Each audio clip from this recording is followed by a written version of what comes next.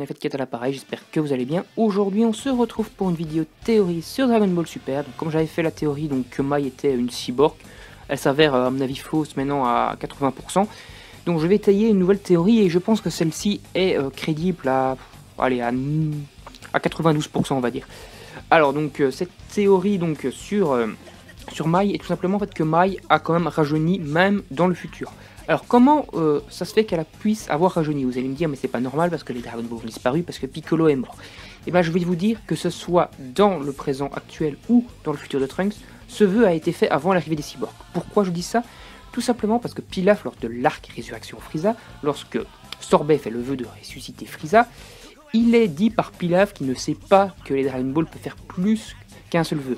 Ce qui veut dire que le vœu de rajeunir a forcément été fait avant l'arrivée de Dende et donc avant l'arrivée des cyborgs, à l'époque où c'était encore les Dragon Ball de Kami-sama. Donc je pense personnellement, et c'est quasi sûr en fait, que ce vœu ne les a pas seulement fait rajeunir, mais il les a fait rajeunir tellement fort qu'ils sont redevenus des bébés tout simplement.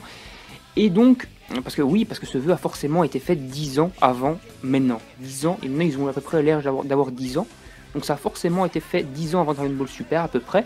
Donc pendant la période de paix entre la mort de Mecha Freezer et l'arrivée des cyborgs. Donc ces 3 ans de paix là.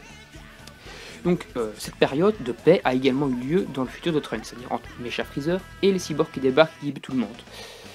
Donc je pense donc que ce vœu, comme je vous le dis, a été réalisé que ce soit à notre époque. Donc voilà, ils ont une dizaine d'années maintenant, c'est normal. Et tout simplement, Mai, donc que Pilaf et compagnie ont fait le vœu de rajeunir avant l'arrivée des cyborgs, elle est redevenue bébé. Donc elle a au final l'âge de Trunks, donc elle a vieilli en même temps que Mirai Trunks. Peut-être qu'ils se sont liés d'amitié, peut-être que même en fait lorsque Mirai Trunks s'est ramené dans le passé pour buter, pour chercher l'aide des amis et tout ça, et pour revenir s'entraîner et puis buter les cyborgs, peut-être qu'il connaissait déjà Mai mais qu'on n'entendait pas parler spécialement, mais peut-être qu'il la connaissait déjà.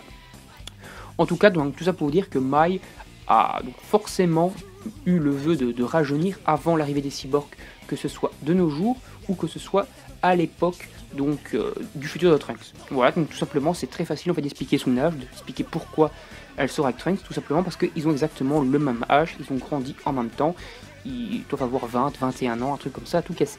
Voilà pour ma petite théorie qui pour moi est tout à fait crédible, et je suis même sûr que c'est ça en fait, ils vont pas chercher plus loin. Et voilà, c'est pas très compliqué au final comme théorie. Allez, moi je vous dis donc salut, à la prochaine, bye bye tout le monde.